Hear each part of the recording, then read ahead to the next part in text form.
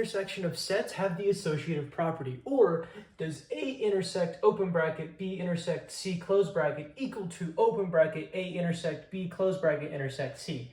I will not be saying that again. I'm just going to say A intersect B intersect C, and I'll put end of bracket at the end of the bracket. So how do we know if this is going to be equal to each other? Well, let's first draw some examples, right?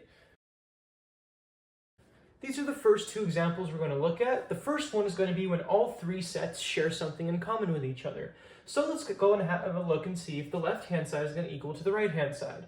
First, let's do the left-hand side. So we're going to want to look at the B intersection with C. So we're going to want to be interested in the area that B and C share, which is going to be this area down here. Okay, and then we're going to want to check what this area, this shaded area, shares in common with A. So which part of this shaded area shares something in common with A? That's going to be this middle part here, so we can erase this part that we don't need to look at.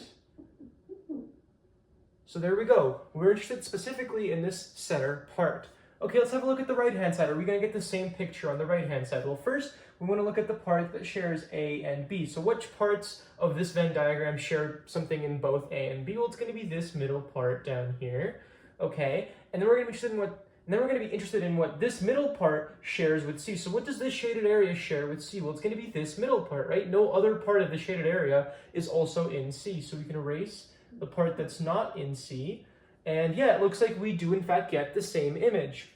All right, let's have a look at the second case. In the second case, two of the sets, or A and B, are going to share some elements together, but nothing shares anything with C. All the elements in C are independent and distinct from A and B. Okay, so let's go ahead and try and draw this. So what does B and C share, the intersection between B and C? Well, there's nothing for us to shade in because B and C don't share anything at all. So this part just stays blank, okay?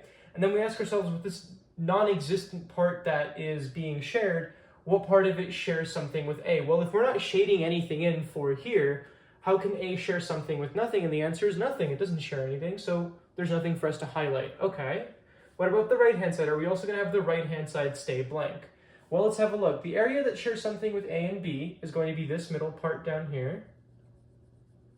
And then we're going to want to ask ourselves, what part of this shaded in part, this shaded in area, shares something with C?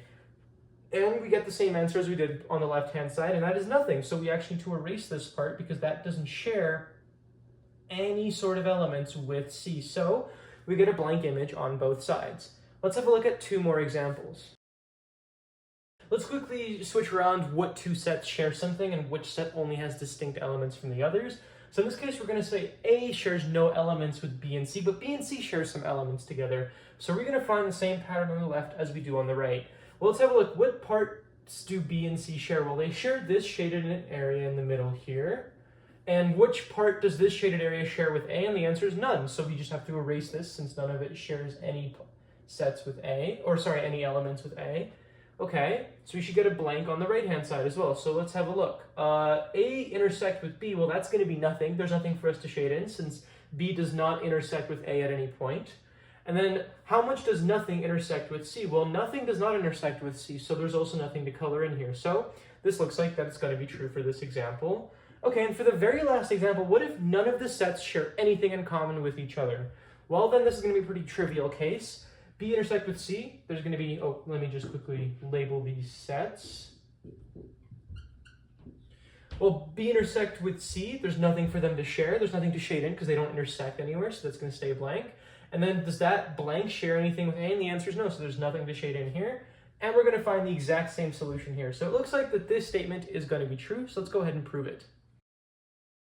To prove this statement, we're going to have to prove an equivalence statement. So what does an equivalence statement mean? It means that everything on the left-hand side is going to be on the right-hand side, and everything on the right-hand side is going to be on the left-hand side. Or, mathematically, it means the following. It means that the following two have to be true, that the left-hand side has to be a subset of the right-hand side, and the right-hand side has to be a subset of the left-hand side. So both of these must be true in order for us to conclude that they are, in fact, equivalent to each other. So let's go ahead and do that. To start off, this is a for all proof because we're looking at any sets A, B, and C. That's why I did so many examples. A, B, and C can have any relation to each other. So that means it's a for all proof, which means we start with a let. What should we let? Well, we have three ambiguous things we should probably clarify to the reader that we're going to refer to. So we should say let A, B, and C be sets. There we go. Okay, now that we've supposed that, now we can get into our first case, proving that the left-hand side is a subset of the right-hand side. Okay, so for our first case, we're going to want to prove this. And how do we start? Well, we want to start by saying A intersect with open bracket, B intersect with C close bracket. We want to get from here to here, but how are we going to show that this set is a subset of this set? Well, we simply need to show every element here is going to be here. So what can we do? Well, we can create a representative element and name it, for example, x, and x is going to represent any element in this set. Now, all we have to do is show that this any element x can also be an element of our goal set. So if we can prove that, then we can prove that the left-hand side is a subset of the right-hand side. So how are we going to do that? Well, let's first break apart our start, right? So what can we say for it to mean for x to be an element of that set? Well, it means that x must be an element of A and, or actually no, since we're starting with the brackets, you should always read the brackets first, right?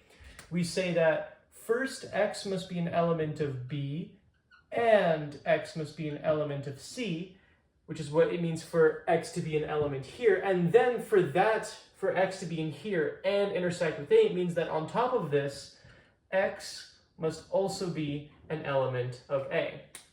Fantastic. Now we have to get from this second line and somehow forge a sentence to say this.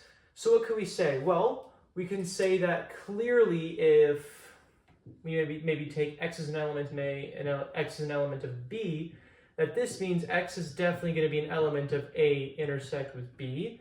Fantastic. And then if x is an element of C and an element of A intersect B, or not A, C, then from here we can jump to our conclusion. So this is the sketch of our proof. Now let's put it into words. Okay, so to put this into words, we need to start with how we started here, which is supposing some element is going to be in our left-hand side. So we're going to say, suppose, maybe I need to get a better marker. Maybe I'll use this one. Yeah, we'll say suppose x, some element x, is going to be an element of A intersect with open bracket, B intersect with C close bracket. Fantastic. Then we want to get into our second line, which is going to be to explain what it means for x to be an element of this. So we can say, then x is going to be an element of B, and x is going to be an element of C, and x is going to be an element of A. Fantastic. Now we can use our second line of logic. So we can then say, therefore, x is an element of B, and x is an element of A, means x is an element of A intersect with B. Fantastic. Trying to get maybe a better color. Maybe this will be a better color. Yeah, that's a much nicer color. Okay, let me quickly rewrite this so it's a little easier to read. And then from here we can say, since x is an element of A intersect B and x is an element of C, then x is an element of open bracket A intersect B close bracket intersect with C. So now that we've shown that we've gotten from here to our goal, we can now conclude that since any element in this set is going to be an element of our other set, that means the first set is going to be a subset of our second set. So we could say, so A intersect with open bracket B intersect with C close bracket is a subset of open bracket A intersect with B close bracket intersect with C. Fantastic. So we've proven our first case. Let's go ahead and prove our second case. So for our second case, we need to show the right-hand side is a subset of the left-hand side. And we're going to do it in the very similar strategy we did in our first case, where we need to show that if any element on our right-hand side can also be, oh my god, I'm messing up my notation. If any element on the right-hand side can also be an element of the set on the left-hand side, that means the right-hand side is a subset of the left-hand side. Let me rewrite this so it looks a little neater.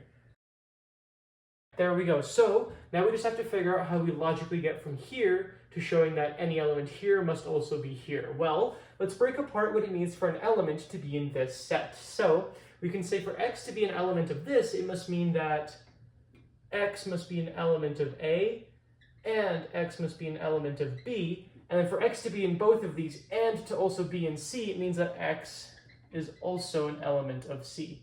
Fantastic. Now from here, we have to find a way to get to here. So we look at this and we figure out what we need. Well, we need to get x to be an element of this and an element of A. We already have the A part, so that works. We should need to get B intersect with C, which we can immediately argue from here, right? We can say x is an element of B intersect C if it's in both B and C. Fantastic. And then since x is an element of A and an element of B intersect C, then x would be an element of our second set here. So this is our sketch of the proof. So let's now put this into words. We're going to start by, I'm going to change our element. We're going to name it y. The reason I'm going to do this is so we don't confuse the reader with our first case and have them, I don't want them to assume it's going to be the same element. We're trying to show that for any element, and they don't have to be the same. We're assuming they're not the same, and we'll eventually show x is equal to y without even having to explicitly say it. So let's say we suppose some representative element y is an element of our first right-hand side set, which is A intersect with B intersect with C. Fantastic. And then we want to break apart what it means for that to be true. So we say then y is an element of A, and y is an element of B, and y is an element of C. Fantastic. Or actually, I'll continue the sentence, so I'll say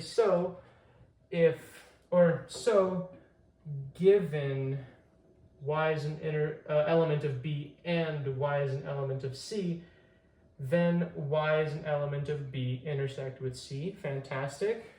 So then we can say now, since y is an element of B intersect with C and y is an element of A, then y is going to be an element of A intersect with B intersect with C, close bracket. Fantastic. And now we just have to conclude what we wanted to show.